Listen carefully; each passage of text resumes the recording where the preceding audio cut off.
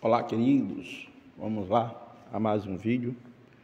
Mas de antemão eu te convido e aconselho a compartilhar esse vídeo. Não somente compartilhar, mas também você comenta, deixa o like e inscreve-se em nossos canais.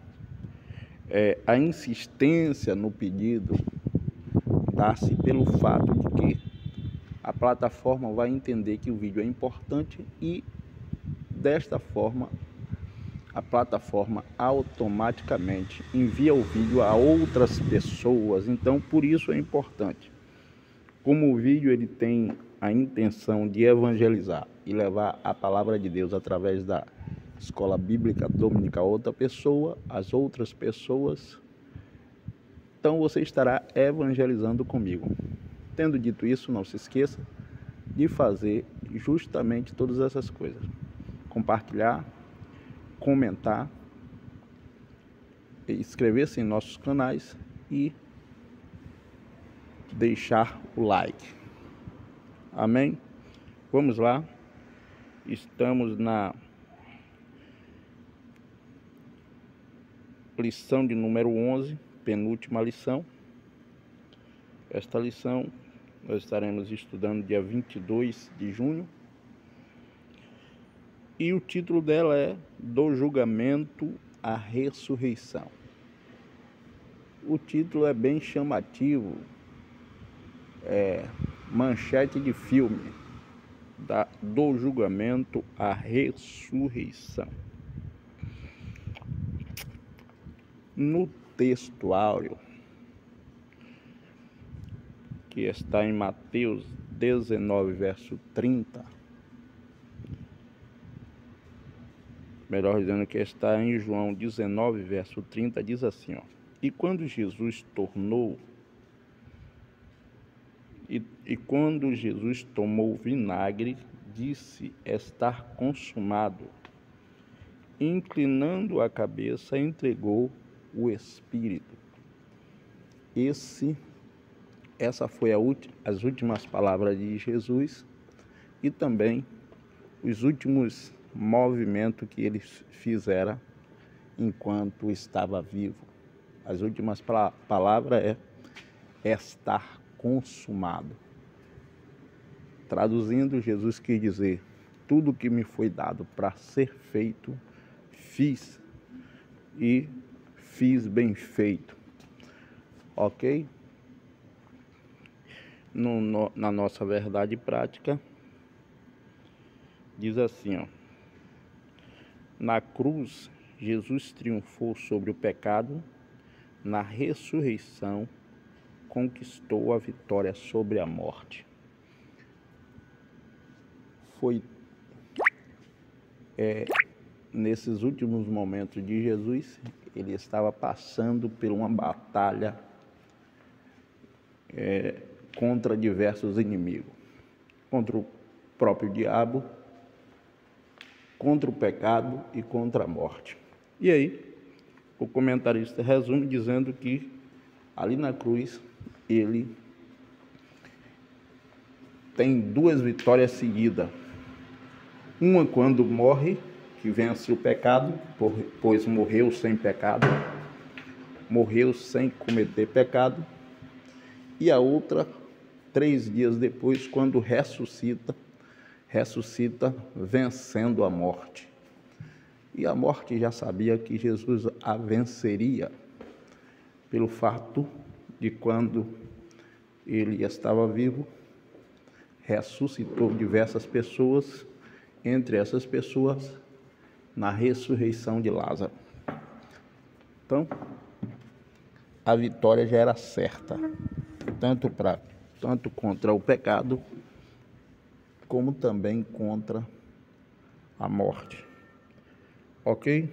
Vamos seguir para a nossa leitura diária, versículo a versículo.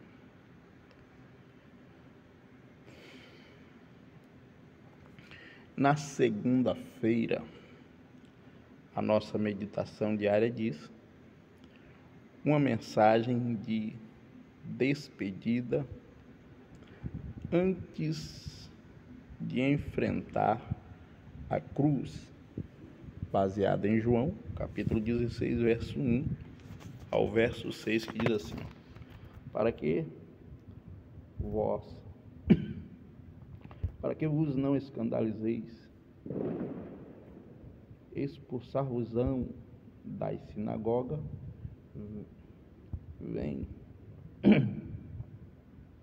vem mesmo a hora que qualquer que vos matar cuidará fazer um serviço a Deus. E isso vos farão, porque não conheceram ao Pai nem a mim. Matar-vos-ão, dito isto, a fim de que, quando chegar aquela hora, vos lembreis de que já vos tinha dito, e eu não vos disse isso desde o princípio, porque estava convosco. Agora vou para aquele que me enviou, e nenhum de vós me pergunta para onde vais. Antes, porque isso vos tenho dito, e o vosso coração se encheu de tristeza. Essa daqui são as últimas palavras de Jesus quando conversava com seus discípulos. A do nosso texto áureo é as últimas palavras de Jesus conversando com o Pai. Ele diz: Pai, está consumado, lá no texto áureo, em João 19:30. Mas vamos seguir. Na terça-feira, a nossa meditação diária diz: a ausência de Jesus traria um período de tristeza, baseado em João 16, verso 16, que diz assim: um pouco e não mais me vereis, outra vez um pouco e ver-me-eis, porquanto vou para o Pai. Jesus está falando aos seus discípulos o breve tempo que ele estaria fisicamente distante dos seus discípulos, porque ele estaria passando pela experiência da morte, e isso seria para um benefício dos discípulos. E aí ele diz justamente essas palavras para que os seus discípulos ficassem alerta. Na quarta-feira, a nossa meditação diária diz a oração para fortalecimento dos discípulos, baseada em João 17, verso 14 ao 23. Dei-lhes a tua palavra e o mundo os odiou, porque não são do mundo, assim como eu não sou do mundo. Não peço que os tire do mundo, mas que os livre do mal. Não são do mundo, como eu do mundo não sou. Santifica-os na verdade, a tua palavra é a verdade. Assim como tu me enviaste ao mundo, também eu vos envio ao mundo, para ele me santificar a mim mesmo, para que também eles sejam santificados na verdade. Eu não rogo somente por eles, mas também por aqueles que pela tua palavra hão de crer em mim, para que todos sejam um, como tu, ó Pai, és em mim e eu em ti, que também eles sejam um em nós, para que o mundo creia que tu me enviaste, e eu dei-lhes a glória que a mim me deste, para que seja um como nós somos um, eu nele e tu em mim, para que eles sejam perfeitos em unidade, e para que o mundo conheça que tu me enviaste a mim e que tens amado, e eles como me tens amado a mim. Algumas coisas precisamos aprender nesta meditação diária. Primeiro, que Jesus nos envia ao mundo para nós manifestarmos a palavra de Deus. E segundo, que quando nós somos enviados ao mundo, o mundo precisa ver em nós aquilo que viu em Jesus. Ainda que não aceite a palavra, eles precisam reconhecer que nós não somos iguais a eles. Ok? Então, aprenda. Você está no mundo para manifestar a palavra de Deus e não para se apresentar. Nós estamos no mundo para manifestar a palavra de Deus e não nos apresentar como se fôssemos alguma coisa. Nós não somos astros, nós não somos estrelas de Hollywood, nós não somos artistas, nós somos servos os quais precisamos cumprir a nossa missão. Vamos seguir na quinta-feira a nossa meditação diária.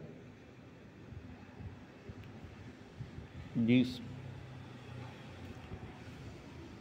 a prisão de Jesus no jardim do Getsêmani, baseada em João, capítulo de número 18, versículo de número 1 ao versículo de número 14. Não estaremos fazendo todos os versículos, mas resumimos em alguns versículos.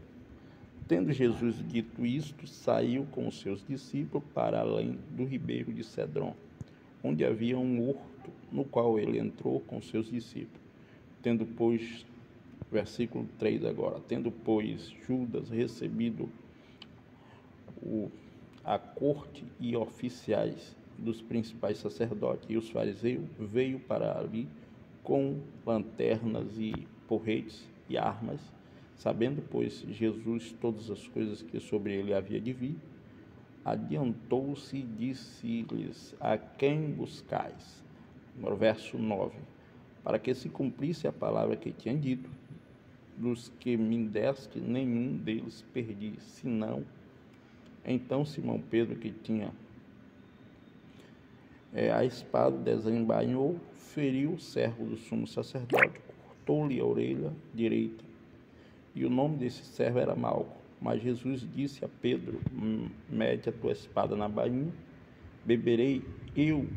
Não beberei eu o cálice que o meu pai me deu? Então, ora, Caifás era quem tinha aconselhado os judeus que convinha que um homem morresse pelo povo. Precisamos entender aqui, que aquela história de que quando Jesus está orando no jardim do Getsêmani com seus discípulos, ele diz: Pai, se possível for, passa de mim esse cálice. Alguns diz que Jesus estava com medo da morte. Nada disso. Jesus prova que não tinha medo da situação qual ele passava, pelo que ele diz a Pedro aqui neste versículo 10. Jesus diz assim: eu não beberei o cálice que o Pai me deu. O cálice que o Pai tinha dado era passar pela morte. Jesus tinha que beber esse cálice e sabia muito bem e estava preparado para isso. E na sexta-feira, a nossa meditação diária diz: a condenação de Jesus por Pilatos.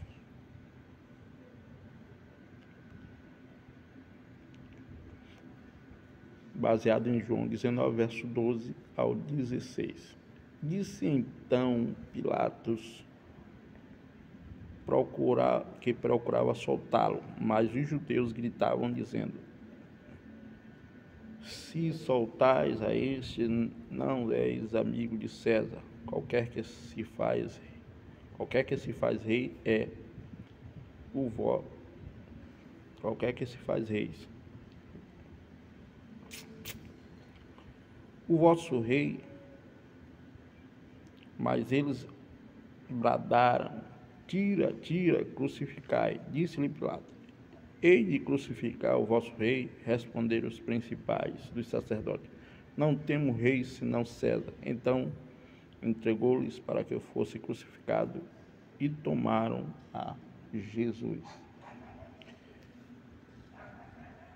E finalmente, queridos, no sábado, Jesus foi crucificado, morto e sepultado, baseado em João 19, 17 ao 19, 28 a 30, 38 ao 42. Também não estaremos lendo todos os versículos, mas alguns. E levantando-se